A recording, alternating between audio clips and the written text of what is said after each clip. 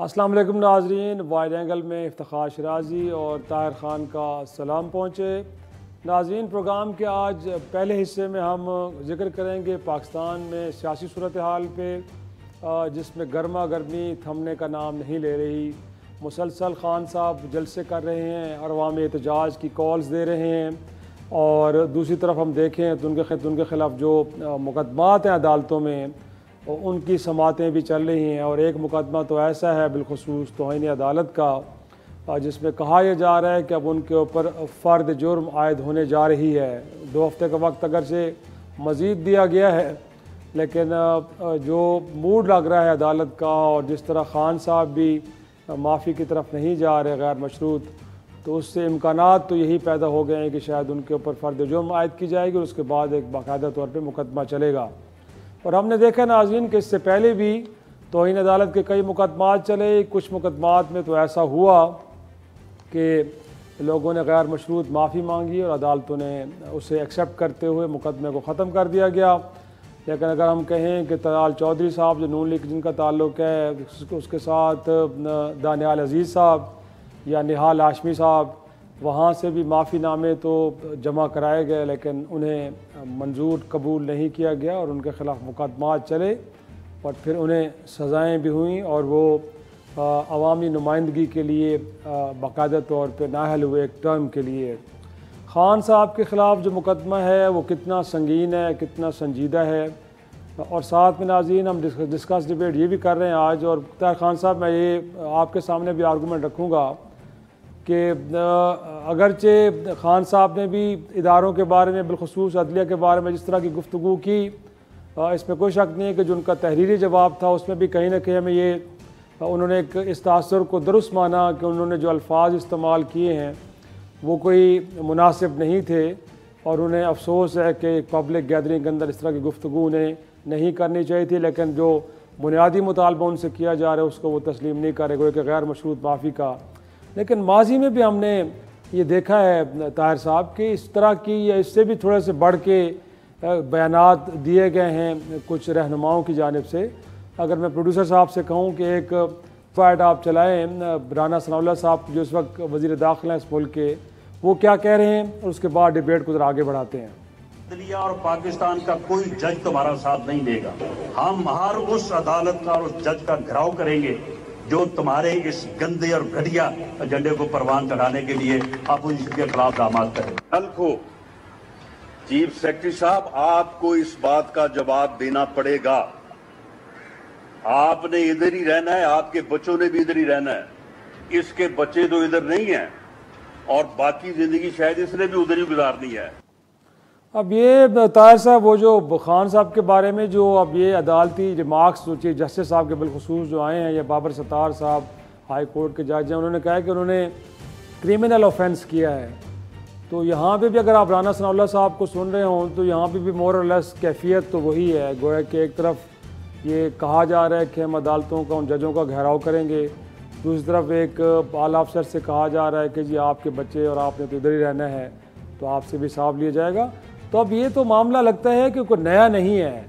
फिर अगर हम कहें कि ख़ान साहब के साथ जो कुछ हो रहा है, तो फिर ये तसव्वुर कर लिया जाए कि जो माजी में सब कुछ हुआ है वो भी इसी ज़ुमरे में आएगा, तो फिर उन मामलात को भी देखा जाएगा, या फिर ख़ान साहब का केस आइसोलेशन में, और फिर जिस तरह वो फरमा रहे हैं कि उन्हें बुनियादी तौर पे माइनस करने के लिए -1 का वो लेके आए। पिछले दिनों जो कल उन्होंने एक इंटरव्यू दिया उसमें वो कह रहे हैं कि सारी कहानी -1 की है और उसको लेके मुख्तलिफ हीले बहाने तराशे जा रहे हैं और मुकदमात अदालतों में लाए जा रहे हैं।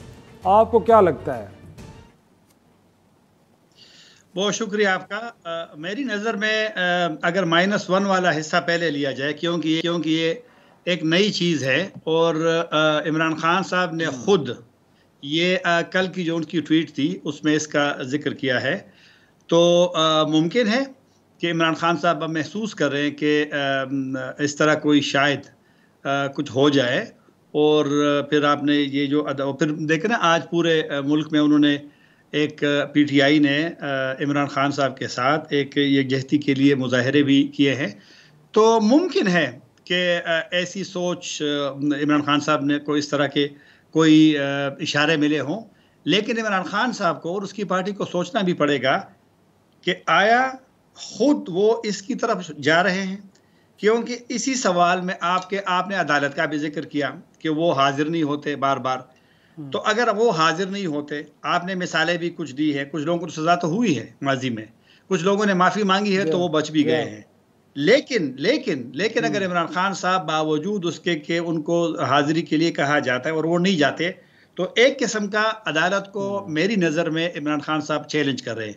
और आप देखें कि जब ये उनका जो जलसा हुआ इस्लामाबाद में, तो इस्लामाबाद हाई कोर्ट के उस वक़्त तमाम जजेस ने मुश्तरका तौर पर इमरान खान को एक नोटिस भेजा, उसका नोटिस लिया, उसको हाजिरी का कहा।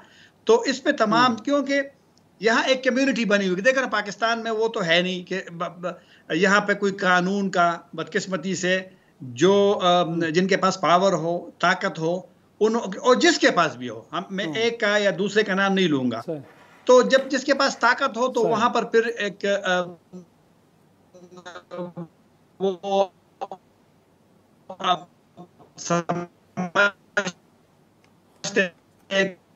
वो किर्गिस्तान का साहब आपकी आवाज में डिस्टॉर्शन आ रही है, लेकिन वो जो एक -1 की बात बार बार कर रहे हैं, अगर देखा जाए इस वक्त उनके खिलाफ जो 2 मुकदमात बिलखुसूस जो तौहीन अदालत का मुकदमा है या फिर उनके खिलाफ जो दहशतगर्दी का मुकदमा बना है, तो अब क्या कहेंगे? ये एक तो शहबाज गिल साहब के बारे में अगर ये साजिश थी तो वो कौन से साजिश थे कि जो खुद उनकी पार्टी के लोगों को इस्तेमाल कर रहे थे कि आप इस तरह की गुफ्तगू करें कि जिसकी बुनियाद पे आपके खिलाफ इस तरह के मुकदमात बने बगावत के, या फिर वो कौन से साजिश थे कि जो खान साहब को मशवरा देते कि आप जाएं एक अवामी जलसे में जाके तो इस तरह आप जजेस को और आला अफसरान को थ्रेट करें। तो कहीं ये बात आपको कोई समझ आ रही है कि वो कह रहे हैं कि बुनियादी तौर पे एक प्लॉट है और जिसके नतीजे में उनके खिलाफ मुकदमात बन रहे हैं और उनको फिर -1 कर दिया जाएगा? तो देखा जाए तो जो कुछ भी इस वक्त हुआ है वो खान साहब या खान साहब की पार्टी के अपने लोगों का कंडक्ट है, उनका अपना कुछ किया है जिसकी बुनियाद पे इस वक्त सूरत हाल ये बनी हुई कि उनको अदालतों में जाना पड़ रहा है, मुकदमात का सामना करना पड़ रहा है। तो हमें तो नहीं लग रहा कि कोई प्लॉट है और कोई एक साजिशी कोई और है और वो कोई कदम उठा रहा है और खान साहब के लिए मुश्किलात पैदा कर रहा है। मेरी नज़र में कोई प्लाट नहीं है, कोई वो उसके खिलाफ कोई प्लान मेरी नज़र में नहीं हो रहा। अदालत के बिलखुसूस जो आप हमारी जो डिस्कशन हो रही है, इमरान खान साहब ने जलसे में बोला है और माफ़ी के अलावा तो इमरान खान साहब हर चीज़ पे तैयार हो गए हैं। बयान वापस लेने का भी कहा है उन्होंने कि वो वापस लेने के लिए तैयार हैं। तो लेकिन वो जो एक हमारी जो सियासत में, हमारी जो मुआशरे में एक ज़िद और ना होती है, मेरा ख्याल है कि शायद वहाँ पर वो पहुँच गए हैं। आप मेरी नज़र में अगर आप माफ़ी मांगते हैं तो इसमें आपकी शायद आपकी वो एक बड़ापन होगा, लोग मुमकिन है कि मजीद आपको सपोर्ट, इसमें कमज़ोरी वाली बात नहीं होती। दूसरी बात यह है कि आपने सिर्फ इन केसेस का जिक्र किया, लेकिन इमरान खान साहब के खिलाफ और भी केसेस है। तो शाखाना केस पड़ा हुआ है और इमरान खान साहब तो एक लिहाज से उन्होंने खुद इसको तस्लीम किया है। उन्होंने जब कहा, इसके हवाले से फर्स्ट टाइम बयान दिया था, तो क्या कहा था कि जी वो तो जरदारी साहब ने भी, नवाज शरीफ साहब ने भी लिए थे, चलो वो तो उसकी नज़र में चोर है दोनों। तो अगर उन्होंने ले लिया, गलत काम कर दिया, तो आप तो ना करें ना, आप तो रियासत मदीना की बात करते हैं। दूसरी बात, जो इलेक्शन कमीशन का जो फैसला आया है, जो गैर मुल्की जो फंड है उस या जो गैर कानूनी फंड है, तो उसमें तो इमरान खान साहब ने, इलेक्शन कमीशन के तमाम मेंबरान ने कहा है कि उन्होंने एक गलत बयान दिया था। तो इमरान खान साहब तो एक मेरी नज़र में काफ़ी सारे केसेस में वो फंसे हुए हैं और कुछ केसेस ऐसे हैं जिसमें फैसले मौजूद हैं, तो मेरी नज़र में अब ये है कि मैं किसी इदारे को टारगेट करूं बाद में, कल अगर फैसला होता है। और ये अभी -1 वाली बात जो खुद इमरान खान साहब ने की है, -1 वाली, और फिर आज वो PTI ने भी उसको एक वो दे दिया है, एक इशू बना दिया है।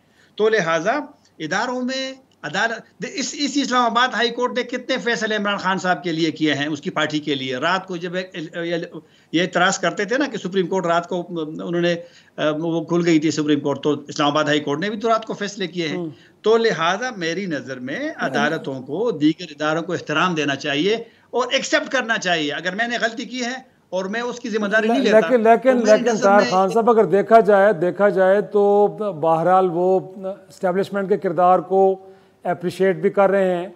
और इवन कि जब उनकी हुकूमत गई है या इवन के पंजाब के अंदर इसी तरह के पॉलिटिकल क्राइसिस आए, इंतज़ामी क्राइसिस आए हैं, तो उन्होंने पब्लिकली कहा कि इस मुल्क की अदलिया पे हमें यकीन है और हमें उम्मीद है कि वहाँ से हमें इंसाफ मिलेगा। तो गोया के किरदार जो इदारों का है उनको कहीं ना कहीं अप्रिशिएट भी कर रहे हैं। और मैं प्रोड्यूसर साहब से कहूँगा कि जो उन्होंने एक पब्लिक गैदरिंग के अंदर गुफ्तगू की है, उनका तो ख्याल ये है ताहिर खान साहब कि वो एक मुस्बत तनकीद कर रहे हैं और मुस्बत तनकीद की गुंजाइश आइन भी देता है और उसका बुनियादी मसला, उसका मकसद तो इस्लाह ही है। तो ज़रा सुनवाएं ना वो क्या कह रहे हैं और वो फिर उसके बाद डिबेट करते हैं कि अगर इस तरह की तनकीद की जाए तो क्या ये पॉजिटिव ली जाए, इससे मुराद भी है कि वो बुनियादी तौर पर इदारों को टारगेट कर रहे हैं। मुल्क भी मेरा, जितने इदारे मजबूत होंगे मुल्क मजबूत होगा। हम वो पाकिस्तान है जो एक मजबूत फौज की वजह से बचे हुए हैं। अगर कोई तनकीद करते भी हैं अपनी फौज के लिए, उसकी बेहतरी के लिए करते हैं, तामीरी तनकीद करते हैं। तो ये ताहिर साहब वो कह रहे हैं कि जी हम तो बेहतरी के लिए, उनकी मजबूती के लिए करते हैं। और इस बात पे वो कहता है कि उन्हें तो यकीन है कि मजबूत फौज होगी तो ये मुल्क बाकी रहेगा, मुस्तकम रहेगा। तो चीज़ों के अंदर क्लैरिटी तो है। अब लेकिन ये है कि कहीं ना कहीं अगर वो कोई ऐसी बात कर देते हैं, कहीं कभी न्यूट्रल्स का नाम ले लेते हैं या कभी ये कह देते हैं कि जी ये तो मेरे पास आते थे, यही कहते थे कि ये करप्ट लोग हैं, तो अब ऐसा क्या हो गया। तो क्या लगता है आपको, एक तो ये है कि क्या मतलब है कि खान साहब कर क्या रहे हैं कि एक तरफ तारीफ कर दी और हल्की सी चपत लगा दी, मामला क्या है, आपको क्या नज़र आ रहा है?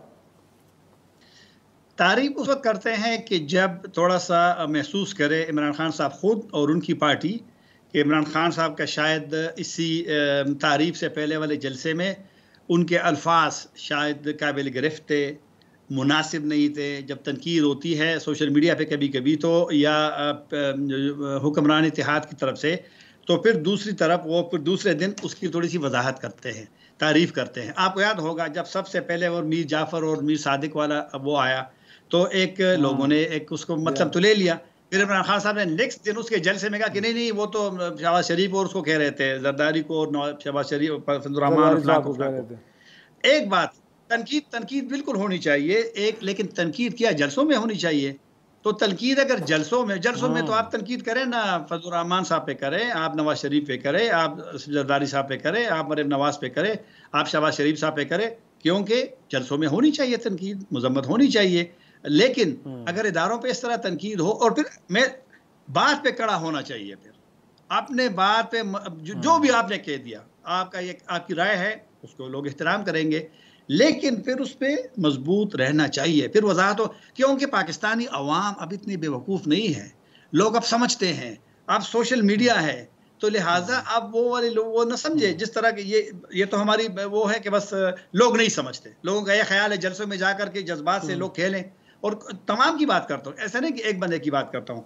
तो तारीफ अगर आप करेंगे, ये बात आप ताहिर खान साहब बिल्कुल दुरुस्त कह रहे हैं कि एक तो फोरम बड़ा ठीक होना चाहिए कि जिस फोरम पे तनकीद होनी चाहिए उसी पे होनी चाहिए। अवामी जलसों के अंदर क्योंकि आप सियासत कर रहे हैं तो आप कातिब तनकीद भी सियासतदान होने चाहिए, इदारे नहीं होने चाहिए। और अगर आपको इदारों में कोई ख़राबी नज़र आ रही हैं तो इस मुल्क की पार्लियामान मौजूद है, वहाँ जाएँ, इस बात की निशानदेही भी करें और वहाँ से ऐसे कवानीन भी बनाएँ कि जिसके नतीजे में इदारे मजबूत भी हों और उनका किरदार और ज़्यादा बेहतर हो। नाज़रीन, एक छोटा सा ब्रेक और ब्रेक के बाद एक नुक्ता ताहिर साहब भी कि बुनियादी तौर पर अगर अदालत कह भी रही है कि आप माफ़ी मांग लें तो आप मांग लें, लेकिन खान साहब शायद ये भी एक बात सामने आई है, कहा यह जा रहा है कि ऐन मुमकिन है कि वो माफ़ी मांगे, माफ़ी मांगने के बाद उनको माफ़ी मिले भी ना और मुकदमा चल पड़े और ये बात स्टैब्लिश हो जाए कि उन्होंने बुनियादी तौर पर तौहीन अदालत की है। एक छोटा सा ब्रेक के बाद गुफ्तगू को आगे बढ़ाते हैं। प्रोग्राम में एक बार फिर खुश आमदेद। ताहिर साहब, एक तो जैसे मैंने ब्रेक से पहले कहा कि खान साहब को इस बात का डर है कि अगर उन्होंने गैर मशरूत माफ़ी मांग ली तो उनके साथ भी शायद निहाल हाशमी, दानियाल अजीज़ और तलहल चौधरी साहब वाला काम ना हो कि माफ़ी कबूल ना हो, मुकदमा चल पड़े। और जब आप गैर मशरूत माफ़ी मांगते हैं तो उसका मतलब है कि आप एडमिट कर रहे हैं कि आपने तौहीन अदालत की है। और इससे साथ जुड़ा और सवाल या मेरा एक पॉइंट ऑफ व्यू के अगर देखा जाए तो पिछले दिनों चिश्तिया में मरीम नवाज़ साहबा भी एक गुफ्तगू कर रही हैं, अगरचे हतफ़ तनकीद वो खान साहब को बना रही हैं और वो कह रही हैं कि वो चाह क्या रहे हैं, लेकिन इनडायरेक्टली तो वो भी इदारों का नाम ले रही हैं, उनके किरदार के ऊपर सवाल उठा रही हैं 2018 के इलेक्शन को लेके। तो जो गुफ्तगू वो कर रही है ज़रा सुनिए, इससे मतलब क्या है? क्या इससे इदारों की तौहीन या उनके किरदार के ऊपर शदीद किस्म के सवालात और इल्ज़ामात नहीं लगाए जा रहे? आपको क्या लग रहा है? सुनिएगा। वो आइन पर चलने के फैसले को तरजीह देते हैं और ये कहता है कि मेरा साथ दो, मेरे मुखालिफिन को उठाओ, मेरे लिए सियासी मैदान खाली कराओ, जैसे 2018 में कराया था। जब इसकी बात नहीं सुनी जाती तो जिनको अपनी औलाद कह रहे, जिनका बाप बन रहा है, कभी उनको कहता है कि ये जानवर है। तो ताहिर साहब, ये 2018 में उनके लिए मैदान खाली किया गया था। अब ये मैदान किसने सर खाली किया था? जाहिर सी बात, इस मुल्क के अंदर इलेक्शन कराना तो इलेक्शन कमीशन की जिम्मेदारी है। उसके बाद इस मुल्क के अंदर जो सिक्योरिटी के मामलात हैं, आपको मालूम है कि बरसा बरस से मुसल्लह फ़ौज वहाँ पे सिक्योरिटी के फ़राइज़ अंजाम देते हैं। तो ये मतलब किस बुनियाद पे वो कह रही हैं कि 18 के इलेक्शन में मैदान उनके लिए खाली किया गया था और पूरे मामले को मैनेज किया गया? किस पैराए में इस बात को आप लेंगे? देखो ना, इंतखाबात में तो एक हवा भी होती है। 2018 के इंतखाबात में पीटीआई के अलावा, पीटीआई तो चलो जीत गई थी, लेकिन आप देखिए कि दीर जो कि जमात इस्लामी का एक गढ़ रहा है, उसमें एक नया बंदा आता है और सिराजुल हक से, जमात इस्लामी के अमीर से, वो तकरीबन 30,000 वोट से जीता है। शेरपाव देखे, शेरपाव कभी नहीं हारा उसमें, मतलब है कि अक्सर ये वो जीतता है, उससे भी ना एक बड़े। तो लिहाजा कुछ ना कुछ तो उस इंतखाबात में हुआ है, उसमें तो कोई शक नहीं है।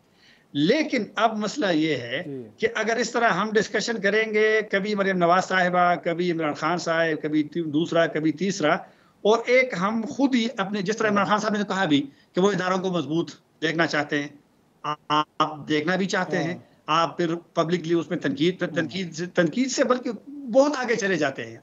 ये जो मरियम नवाज साहब ने लफ्ज़ इस्तेमाल किया है, ये तो इमरान खान साहब ने कहा है, और उस वक्त कहा कि जब प्रेस कॉन्फ्रेंस हुई और प्रेस कॉन्फ्रेंस में कहा है कि हम न्यूट्रल हैं, तो उसके बाद फिर न्यूट्रल का लफ्ज़ हर जलसे का मरकजी नुक्ता रहा है इमरान खान साहब का, और ऐसे अल्फाज इस्तेमाल किए जो मेरी नज़र में एक सियासतदान के लिए बिल्कुल भी नहीं हो। जज्बात ठीक है, आप लोग जज्बात, दूसरी चीज़ों से लोगों के जज्बात और उसको एहसासात और सपोर्ट और जो भी आप कर सकते हैं, लेकिन इस तरह का अगर तमाम लीडरशिप, सियासी लीडरों का एक रवैया हो पब्लिकली, तो फिर इदारों की जो आप बात करते हैं, दावा करते हैं कि हम उसका एहतराम करते हैं। मरियम नवाज साहब ने भी बड़ी काबिल इतराज़ बातें की है माजी में, जब कोर कमांडर वाला इशू आया तो नाम लेकर के, और फिर बाद में किनारे इशारों में वो कहता था कि पेशावर से मदद ली और फलां से।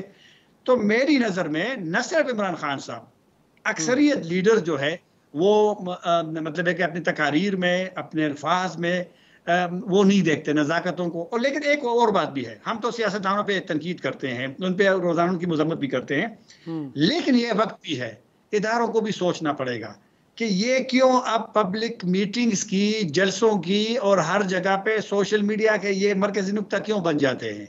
गलतियां अगर हुई है, और हुई है, बिल्कुल हुई है, 100% हुई है, और हर वक्त हुई है। ऐसे भी नहीं कि अभी 2018 के इंतखाबात में हुए या उसके बाद हुए। क्यों लोगों को नहीं पता था? इस्लामाबाद में आप भी रहते हैं, मैं भी रहता हूँ। ये जो फैजाबाद में बिठाए गए थे वो लेकिन ताहिर खान साहब, सवाल तो ये है कि सियासतदानों को ये गलतियां उस वक्त नज़र क्यों आती हैं कि जब वो लाइन के उस तरफ होते हैं। गोया कि जब वो अपोजिशन में खड़े होते हैं उनको ये सारी गलतियां याद आना शुरू हो जाती हैं, और जब वो इक़्तिदार में होते हैं तो उनका हाफजा शायद पता नहीं कहाँ चला जाता है।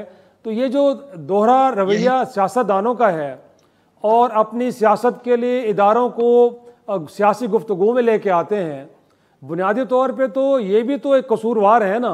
अगर आपको लगता है गलतियां हैं तो उनको इक़्तिदार में होते हुए सुधारिए, और अगर आपको गलतियां नहीं नज़र आ रही तो फिर अपोजिशन में भी नज़र नहीं आनी चाहिए। तो ये दोहरा मयार तो नज़र आपको आ नहीं रहा, इसको भी थोड़ा एक तरह से एड्रेस होना चाहिए ना। बिल्कुल, यही तो मसला है ना।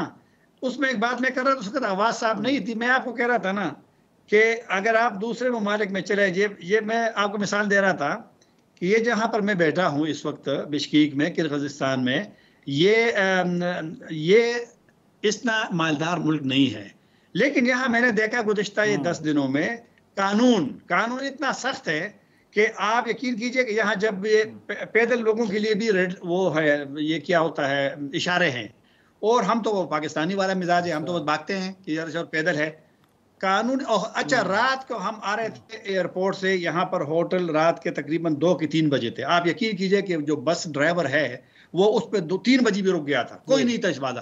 कानून ये होता है कि कानून फिर सबके लिए है, लेकिन हमारा मसला ये है पाकिस्तान का कि सियासतदान साहिबान जो है, फिर जिसके पास पावर होता है उसके लिए कानून की कोई हैसियत नहीं होती। एक बात। दूसरा, ये तो जाहिर बात है, आपने सही कहा कि दोहरा मायार होता है, लेकिन मैं और आप उसमें क्या कर सकते हैं? मैं और आप जो है सहाफ़ी, हम बोल सकते हैं, हम लिख सकते हैं, हम उनको एक याद भी दिला सकते हैं कि भाई कल आप ये कह रहे थे आज, लेकिन मानना और न मानना क्या, इमरान खान साहब आपकी बात मानेंगे? आप जब उस पर तनकीद करें शायद आपको इंटरव्यू भी कभी नहीं देंगे। और ये आप देख रहे हैं कि वो जब बुलाते थे लोग किसको बुला, खैर वो उनकी मर्जी है, लेकिन ये है कि लेकिन ताहिर खान साहब अगर हम ये देखें कि जो हमने अपने साउंड बाइट्स आप चलाए भी अपने प्रोग्राम में, कि माजी में भी अगर इस तरह की गुफ्तगू हुई, लोगों ने इस तरह इदारों को हतफ़े तनकीद बनाया बग़ैर किसी सबूत के, बग़ैर किसी वजह के, तो अगर उनको इग्नोर किया गया और ख़ान साहब को अगर इस सारे मामले में सज़ा हो जाती है, तो जैसे बाबर अवान साहब उनके वकील फरमा रहे थे कि फिर एक अदालत के अंदर लगेगी कि और एक अदालत अवाम की बाहर लगेगी, अदालत के बाहर। तो आपको लगता है, और मेरा ख्याल में उनका इशारा ये था कि इस वक्त इमरान खान साहब इस मुल्क के मकबूल तरीन लीडर हैं, और अगर उन्हें सज़ा दी गई तो फिर अवाम सुकून से नहीं बैठेंगे, वो बाहर आएंगे और अपना फ़ैसला देंगे। और फिर खान साहब भी खुद फरमा रहे हैं कि अगर वो जेल में चले जाएंगे तो और ख़तरनाक हो जाएंगे। तो आपको लगता है कि वो अपने आप को कह रहे हैं कि शायद जुल्फ़िकार अली भुट्टो साहब इतने मकबूल नहीं थे जितने खान साहब मकबूलियत के इस पे पेडेस्टल पे जाके खड़े हुए हैं? तो लगता है कि अगर यहाँ पे एक हमें इस तरह के मायारात देखने को मिले कि किसी को छोड़ दिया जाए, किसी को सज़ा दी जाए, तो रिएक्शन पब्लिक का एक स्फीयर आपको नज़र आ रहा है। और फिर वो खान साहब जो कह रहे हैं कि अगर जेल में गए तो वो ख़तरनाक और ज़्यादा हो जाएंगे, तो कैफियत को इस तरह की बनती हुई नज़र आपको आ रही है? खतरनाक वाली बात जो है, तो आपको याद हो कि जब उसने कहा था कि जब वो सड़कों पे होंगे तो ख़तरनाक होंगे, तो वो तो हमने देख लिया। वाकई वो ख़तरनाक तो किस हद तक निकल गए हैं कि जब वो काफ़ी सारी चीज़ें उन्होंने तकारीर में बोली और एक माहौल बना दिया, और उसकी बुनियाद पे उसमें कोई शक नहीं है कि इमरान खान साहब ने लोगों की हिमायत भी हासिल की है। ख्वाह उनका बयानिया गलत था, लेकिन उन्होंने कह दिया, अमेरिका का भी कह दिया, फ़लाँ फ़लाँ फ़लाँ। और फिर पंजाब में हमने इंतखाबात में उसका देख भी लिया कि 20 सीटों में तो वो जितनी ज़्यादा ले गए जिसकी तवक्को नहीं थी। तबसरे तो हम सुनते थे, तो उस तरह तो नहीं थी कि वो, लेकिन उन्होंने ले ली, तो बेसिकली तो वही है। अच्छा, अब वहाँ पर इलेक्शन कमीशन का वो तनकीद तो उन्होंने की है, वो जो पुराना उनके साथ एक मामला चल रहा है, लेकिन वहाँ पर अप्रिसिएशन नहीं की फिर कि इंतखाबात वो हुए। हालांकि पंजाब में तो कर सकते थे, मुस्लिम लीग नून और उनके लोग तो कर सकते थे, लेकिन नहीं हुआ। अब मसला है ख़तरनाक, हाँ मुमकिन है कि शायद कोई मजीद कोई उनके पास जो सीक्रेट हो उस रियाज, क्योंकि कभी के काफ़ी सारी चीज़ें तो उन्होंने बाहर लोगों को बता ही दिया है। दूसरी बात यह है कि ये वाली जो मेरी नज़र में दबाव डालना है, ये आपने फवाद चौधरी साहब ने भी आज कहा है कि वो एक वो लीडर है और फिर ये हो जाएगा वो हो जाएगा। तो फिर अगर इस तरह धमकियाँ मिलती है उससे पहले कि जब फैसला भी नहीं हुआ, तो फिर अदालतों की क्या हैसियत रह गई है? आपने सही कहा था कि आपके हक में फैसला आता है तो अच्छा है, वेलकम करते हैं। आपके खिलाफ और फैसला आएगा तो दलाइल से आएगा। अगर माफ़ी की वो आपसे कहते हैं कि आप उनकी नज़र में वो अल्फाज मुनासिब नहीं थे खातून जज के लिए, अब आप अगर आप ये कह सकते हैं कि मैंने वापस लेना है, तो आप ये भी कहते हैं कि माफ़ी होगी तो ये मामला तो कम अज़ कम ख़त्म हो जाएगा, बाकी मामला तो चलते रहेंगे। तो लिहाजा इस तरह के खान साहब थोड़ी सी ब्रेक के लिए कहा जा रहा है, इसमें कोई शक नहीं है कि खान रूल ऑफ लॉ पे यकीन रखते हैं और उनका सारा बयानिया भी है यही कि इस मुल्क के अंदर अमीर और गरीब के लिए एक कानून होना चाहिए। तो फिर अदालतों का, इदारों का एहतराम और उनके ख़िलाफ़ जो JAT बनी है उसमें भी ज़रूर जाएँ। अगर वो सच्चे हैं तो इस मुल्क के अवाम और इस मुल्क का कानून यकीनी तौर पे उनके साथ खड़ा होगा। नाज़रीन, छोटी सी ब्रेक, और ब्रेक के बाद अफ़गानिस्तान और पाकिस्तान के क्रिकेट के मैच के बाद जो सूरत हाल बनी, गोया कि लग रहा था कि शायद दोनों मुल्कों के दरमियान जंग हो रही है। पाकिस्तान भारत रिवायती हरीफ, वहाँ पे टेंशन का होना, वहाँ पे तमाशाइयों को इस तरह के रिएक्ट करना तो एक बड़ी समझ आने वाली बात है। बट अफ़गानिस्तान के लोग कि जिनकी पाकिस्तान कम से कम 3-4 दहाइयों से मेज़बानी कर रहा है, और कहा जाए तो गलत ना होगा कि उनके खिलाड़ियों ने क्रिकेट ही पाकिस्तान के मैदानों में सीखी, वहाँ पे इतने नफ़रत अमेज़ रवैये पाकिस्तान के ख़िलाफ़ क्यों हैं? एक छोटी सी ब्रेक के बाद जानने की कोशिश करते हैं। प्रोग्राम में एक बार फिर खुश आमदेद। ताहिर खान साहब, क्रिकेट का मैच आपने भी यकीनन देखा होगा पाकिस्तान और अफगानिस्तान की टीमों के दरमियान एशिया कप के हवाले से। बड़ी हैरानगी हुई कि एक ऐसा मुल्क के जिसके बारे में हम ये कहें कि उनके लाखों अफराद आज भी पाकिस्तान में रह रहे हैं और यहीं से उनको सब कुछ मिल रहा है। इससे बड़ा मेज़बान मुल्क शायद आज दुनिया में आज कोई भी नहीं है जितनी मेज़बानी पाकिस्तान ने की है।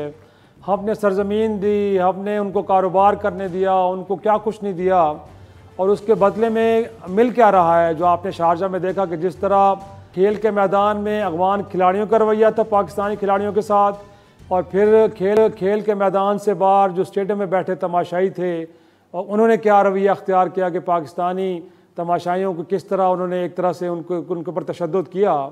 ये क्या कहेंगे, रवैया कहाँ से आया? ये पाकिस्तान मुखालिफ जो एक नफ़रत वहाँ पे पाई जा रही है, इसके बावजूद कि हक़ायक़ तो ये हैं कि हमने अफ़गानिस्तान के मसले को लेके इतने बड़े ज़ख्म खाए, इतने बड़े घाव हैं हमारे जिस्म पे कि शायद जिनको भरने में कई दहाइयाँ लग जाएँ, लेकिन उसके बदले में मिल क्या रहा हमें?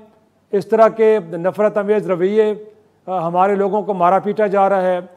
ये एक और बहस है कि सारे खेल के ऊपर हमारी अपनी हुकूमत कितनी सर्दमेरी का शिकार रही। ना तो हमने यूएई के हुक्मरानों से कोई इस मामले की इन्वेस्टिगेशन का कहा, ना हमने अफगान हुकूमत से इस हवाले से कोई एहतजाज किया कि ये रवैये हरगिज़ दुरुस्त नहीं है। लेकिन मैं अफगानों के बारे में जानना चाहूँगा। आप इस पर बड़ी यकीनी तौर पर अफगानिस्तान के मामले को बड़े अरसे से देख रहे हैं। ये नफ़रत कहाँ से आई है? ये बीज कहीं दिल्ली सरकार ने बोया है, या आपको लगता है कि हमारे रवैये ऐसे हैं कि अफगानों को हमसे नफरत करनी चाहिए? देखिए, एक तो पाकिस्तान अफगानिस्तान की अगर हम थोड़ा सा माजी में चले जाएं तो जब पाकिस्तान अगर अक़वाम मुत्तहिदा में उसको रुकनीत मिलने वाली थी तो अफगानिस्तान वाहिद मुल्क था जिसने उस वक़्त मुखालिफत की थी। गो के बाद में वो मुखालिफत वो वापस उसने ले ली थी, तो एक आगाज़ उधर से हुआ। फिर आपको याद होगा, तारीख़ भरा पड़ा है कि जी 70 की दिहाई में क्या होता रहा यहाँ पे, मतलब क्या माजी में जाएंगे। लेकिन मेरी नज़र में वहाँ पर जो अगर वो सोवियत यूनियन के ख़िलाफ़ मुजाहिदीन की उस वक़्त वो जिहाद था, और फिर पाकिस्तानी कौम उस वक़्त बिल्कुल उनके साथ, ठीक है दुनिया भी उस वक़्त सोवियत यूनियन के ख़िलाफ़ थी, और फिर उनको एक लिहाज से जाना भी पड़ा अफ़गानिस्तान से तकरीबन 9.5 साल बाद। तो हर वक़्त जो पाकिस्तान की पॉलिसियों से उनका इख्तिलाफ रहा है, वो लोग मतलब है कि उस वक़्त से लेकर अब तक वो एक ख़ास बयानिए को, एंटी पाकिस्तान बयानिए को, हर चीज़ में एक हमारी बदकिस्मती ये है कि हमारी जो अपनी पब्लिक डिप्लोमेसी, हमारी पाकिस्तान की जो पब्लिक डिप्लोमेसी है वो भी बहुत ही अफ़गानिस्तान के हवाले से इंतहाई कमज़ोर है, और मैं कहता हूँ कि ना होने के बराबर है। और बावजूद काफ़ी सारे, मसलन आज एक ताज़ा फैसला जो पाकिस्तान ने किया है, पाकिस्तान ने तमाम ममालिक पे ड्यूटी बढ़ाई थी इम्पोर्ट्स पे, ख़ासकर जो फ्रूट है या सब्ज़ी है, लेकिन अफ़गानिस्तान के लिए आज वो उन्होंने विड्रॉ कर दी है, वापस ले ली है, और इसके अलावा सब्ज़ी और जितना वो उस पर ज़ीरो ड्यूटी है। तो ये तो चलो एक मिसाल है। फिर अफगानिस्तान में जब तालिबान आए, काफ़ी सारे लोग, इन रवैयों के बाद आपको लगता नहीं कि इसी तरह के इक़दाम होना चाहिए? लेकिन क्या ये हमारी अपनी पब्लिक डिप्लोमेसी इतनी वीक है, या आपको लगता है कि अफगानिस्तान के अंदर एंटी पाकिस्तान नैरेटिव के लिए भारी इन्वेस्टमेंट की जा रही है? क्योंकि माजी में हमने देखा है कि हिंदुस्तान की जानिब से तो इस तरह के रवैयों को उभारने के लिए बाकायदा एक मुहिम वहाँ पर शुरू की गई थी। माजी में भी हुकूमतों ने बैलेंस नहीं रखा। हामिद करज़ई साहब की हुकूमत ने भी, अशरफ गनी साहब की हुकूमत ने भी बैलेंस ताल्लुकात में नहीं रखा। और पाकिस्तान में हसासियत होती है कि जब अगर आप तरफ हो और दूसरी तरफ आपका वो ना हो। मसलन मैं आपको बताऊं, जब 2011 में हामिद करज़ई साहब ने एक स्ट्रेटेजिक मुआहिदा पे दस्तखत किए भारत के साथ, हर मुल्क को हक हासिल है, मैं उसके हक को चैलेंज नहीं कर सकता, उनके साथ आपने कर दिया। फिर आपने तकरीबन 200-300 वहाँ पर आर्मी लोग भेजते थे वहाँ ट्रेनिंग के लिए। पाकिस्तान ने बहुत मरतबा कहा है कि आप यहाँ भी अपने लोग भेज दें, लेकिन वो नहीं भेजते थे। एक मरतबा सिर्फ 6 लोग भेजे सिंबॉलिक, लेकिन वो नहीं भेजते थे। तो काफ़ी सारी चीज़ें हैं जिस पे फिर एक, और यहाँ पर एक तशवीश भी थी कि अफगानिस्तान की सरजमीन इस्तेमाल हो रहा है। तो लिहाजा उसमें तो कोई शक नहीं है कि ज़रूर मीडिया वहाँ पर बहुत एक, अक्सर हम जब डिबेट में हिस्सा लेते हैं तो हमें अंदाज़ा होता है कि कितना ज़्यादा वहाँ पर एक एंटी पाकिस्तान वहाँ पर एक बयानिए को प्रमोट किया जाता है। क्रिकेट के मैच की तरफ, क्योंकि उसी पे गुफ्तगू हो रही है, पाकिस्तान में कभी भी अफगान क्रिकेट के हवाले से 1% भी कभी नफरत नहीं रही। आप सोशल मीडिया देखे, आप बयानात देखे, लोगों ने बावजूद उसके कि अगर हम हारे भी हैं अफगानिस्तान से माजी में कई मैचेस में, यहाँ पर कोई नफरत वाली वो नहीं थी। और मैं तो कह रहा हूँ कि अफगानिस्तान और पाकिस्तान को यार भारत से वो करना, भारत भी अब हार गया था ना दूसरा मैच पाकिस्तान से, तो वहाँ तो किसी ने वो नहीं किया, पाकिस्तानी पे हमला नहीं किया। तो लिहाजा जो एक बयानिए को प्रमोट किया गया है, हम उस बयानिए में अपने वो प्रमोट नहीं कर सके। पाकिस्तान का जो अब बार बार कह रहे हैं ना हम, लेकिन कहाँ कर सकते हैं ताहिर साहब। बुनियादी तौर पे 2019 के वर्ल्ड कप में भी उनको एक इंडियन ब्रांड की एक तरह से उनको एक हम कहेंगे कि स्पॉन्सरशिप मिली। फिर वो IPL में खेलने के लिए जाते हैं, वहाँ पे भी करोड़ों रुपए मिलते हैं। साथ में इंडिया की इन्वेस्टमेंट भी हो काबुल के अंदर बैठ के कि एंटी पाकिस्तान बयाने को प्रमोट करना है, तो फिर ऐसी भारी इन्वेस्टमेंट के अगेंस्ट अगर हमने उनको सफारती सतह पे कोशिश भी की समझाने की, तो मुझे नहीं लगता कि हम कामयाब हो पाएंगे। एक छोटा सा ब्रेक लेते हैं और ब्रेक के बाद नाज़रीन पाकिस्तान के अंदर कुछ जिक्र करते हैं। एक बड़ी कंपनी की फ़रोख्त का, बड़ी भारी मालियत की कंपनी है, लेकिन कौड़ियों के मूल फ़रोख्त हो रही है, क्यों हो रही है, कौन कर रहा है और इसके पीछे कहानी क्या है। छोटी सी ब्रेक के बाद प्रोग्राम में एक बार फिर खुश आमदेद नाज़रीन। ऑयल एंड गैस के सेक्टर में एक बहुत बड़ी कंपनी है जो पाकिस्तान और बैरून मुल्क पे ऑपरेट कर रही है, ENI पाकिस्तान लिमिटेड। और इस कंपनी को फ़रोग़ करने का बुनियादी तौर पर मुआहदा तो 2021 में PTI के दौरे हुकूमत में हुआ, लेकिन बड़ी हैरानकुन बात है जो दस्तावेज़ात हमें भी मिली हैं उसमें ये कि इस कंपनी की जो मालियत है, क्योंकि 12 फील्ड्स पर मुश्तमिल बड़ी कंपनी है जो पाकिस्तान के अंदर ऑयल एक्सप्लोरेशन और बाकी मामलात में इसका एक रोल है, $400 मिलियन से ज़ायद इसकी एक तरह से मालियत है। लेकिन बड़ी हैरानकुन बात है कि इस कंपनी को सिर्फ $16.4 मिलियन में prime international oil and gas company limited को फ़रोख्त किया जा रहा है। अगरचे मामला अब आगे चल रहा है और एक 2 तरह की समरीज़ हैं जो भिजवा दी गई हैं प्राइम मिनिस्टर ऑफ पाकिस्तान को, क्योंकि कैबिनेट ने इसकी बाकायदा तौर पे अप्रूवल देनी है कि इस डील को जो है वो एक तरह से एग्जीक्यूट किया जा सकता है और इसका जो इंतज़ामी कंट्रोल है वो prime international oil and gas company limited को दिया जा सकता है। लेकिन साथ में ये भी सवाल उठ रहा है कि क्या जो थर्ड पार्टी असेसमेंट होती है क्या वो कराई गई, क्या इसकी कीमत के तयन के लिए, क्योंकि ज़ाहिर सी बात है बहुत बड़ा फ़र्क है, तो वो जवाब ये मिलता है कि ऐसा हरगिज़ नहीं किया गया। फिर ये है कि इस वजारत के कुछ आला हुकाम ने इसके ऊपर सवाल उठाए कि ये डील अब कुछ ज़्यादा दुरुस्त नहीं है, कि जब ऐसा किया जाएगा तो सिर्फ विद होल्डिंग टैक्स की मद में पाकिस्तानी ख़जाने को $75 मिलियन का नुकसान हो सकता है। और साथ में ये कि ENI पाकिस्तान के ज़िम्मे जो वाजिब अदा रकम है वो $118 मिलियन की, उसका भी कोई फ़ैसला नहीं किया गया कि ये पैसे कहाँ से आएंगे। साथ में ये कि prime international oil and gas company क्या ऑपरेटरशिप के अंदर वो मतलूबा तजर्बा रखती है कि नहीं रखती। अगरचे हमने कोशिश की है कि उनसे भी ये जाने, और उनसे जब जाना गया है तो उन्होंने ये ज़रूर जवाब दिया है कि कंपनी में काम करने वाले एम्प्लॉयज़ का 20 साल का बैरून मुल्क और अंदरून मुल्क काम करने का तजुर्बा है, लेकिन ख़ुद कंपनी का ऐसा है कि नहीं है, उस हवाले से हमें कुछ वाज़ेह जवाब नहीं मिल पाया। साथ में जब हमने उनके तर्जुमान से ये जानने की कोशिश की कि जो कीमत का तयन किया गया है ये कैसे किया गया है, तो उनका जवाब ये था कि बुनियादी तौर पे ये तो हुकूमत वक्त का काम है कि उसका तयन करे कीमत का, इससे उनका कोई ताल्लुक़ नहीं है, तो ये कीमत का तयन तो हुकूमत ने किया। और हमारी कोशिश ये थी कि फिर हम वजारत पेट्रोलियम के हुकाम से, जिसमें सेक्रेटरी पेट्रोलियम साहब और फिर वज़ीर मुमलकत से डॉक्टर मुसद्दक मलिक साहब से भी हमने कोशिश की, उनको सवालनामा भी भेजा कि ये क्या मामला है, इतने सस्ते दामों ये कंपनी क्यों फ़रोख्त हो रही है। अगरचे डॉक्टर साहब ने कहीं कमिट किया इनिशली कि जो जवाब देंगे, लेकिन फिर जवाब नहीं आया। अब ऐसे में कि 2 समरियाँ, एक समरी तो ये है कि कैबिनेट अप्रूवल दे दे, दूसरी एक अगर कैबिनेट अप्रूवल नहीं देना चाहती तो बेहतर ये कि DGPC को ये इख्तियारात दे दिए जाएँ, वो इसकी अप्रूवल दे देंगे, तो ये भी एक है। लेकिन हुआ क्या नाज़रीन कि प्राइम मिनिस्टर ऑफ पाकिस्तान ने इसके ऊपर सवाल उठा दिए। एक तो उन्होंने कहा कि ये बताया जाए कि जो ENI के ज़िम्मे वाजिबुल अदा रकम है वो कितनी है, उसका क्या हुआ। और साथ में प्राइम मिनिस्टर ऑफ पाकिस्तान ने ये भी पूछ लिया है कि पिछले 5 सालों में अगर कोई ऐसा मुआहदा हुआ है तो बताया जाए कि किस टर्म्स और कंडीशंस पे हुआ है और क्या ये भी उसी अकॉर्डिंगली हो रहा है या उससे हट के है। और नाज़रीन, बात यहाँ पे नहीं रुकी। ट्रांसपेरेंसी इंटरनेशनल पाकिस्तान ने भी प्राइम मिनिस्टर ऑफ पाकिस्तान को एक ख़त लिख दिया है और इस सारे मुआहदे की शफाफियत के ऊपर सवाल उठाएँ। और उसमें भी बुनियादी सवाल यही है कि क्या इस कंपनी की जो मालियत है वो $400 मिलियन से ज़्यादा है, और अगर है तो उसको $16.4 बिलियन में क्यों फ़रोख्त किया जा रहा है।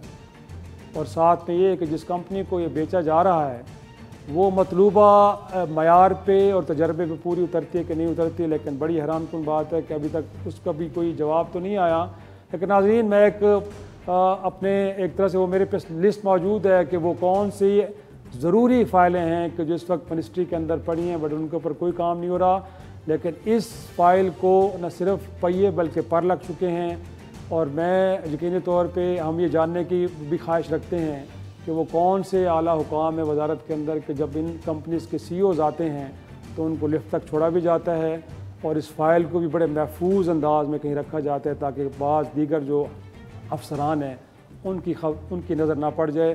तो आज के दिन नाजरीन के जहाँ पाकिस्तान में शफाफियत के ऊपर बड़े सवाल उठते हैं, प्राइम मिनिस्टर पाकिस्तान यकीनी तौर पर इस मामले को देखेंगे और यकीनन इस सेल डीड को आगे बढ़ना चाहिए, लेकिन जो शफाफियत का मयार है उसको भी बहरहाल मलूज़ खातिर रख के आगे बढ़ना चाहिए। आज का शो यहीं ख़त्म करते हैं, इजाज़त दीजिए, खुदा हाफ़िज़।